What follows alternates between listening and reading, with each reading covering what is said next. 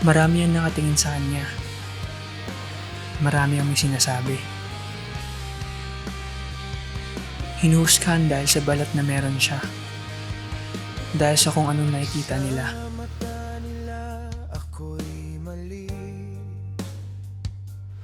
Kabilang na ako dun. Kabilang na ako sa mga taong nagtaka. Pero di nila alam na may mga sugat na hindi nakikita ng ating mata. May mga panahong naging bulag ako bilang anak. Hindi niya man parating nabibigyan ng oras at atensyon ng isang batang tulad ko. Subalit, nanatili pa rin akong naniniwala sa kanya. Kahit madalas na napapatanong kung itunuran niya ba akong bilang anak. Hindi ako masamang tao, di mo lang ako lubos na kilala.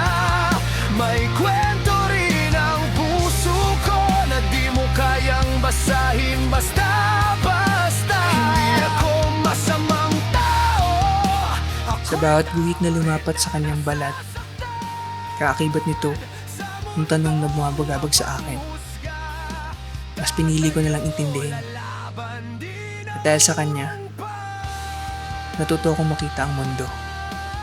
Ngayon, na-realize ko na hindi lang pala basta simbolo ang nakaguhit dito. Sa bawat tato, dala nito ang sari-saring kwento. Kwentong masakit, masaya, malungkot, at minsan nag-aalala.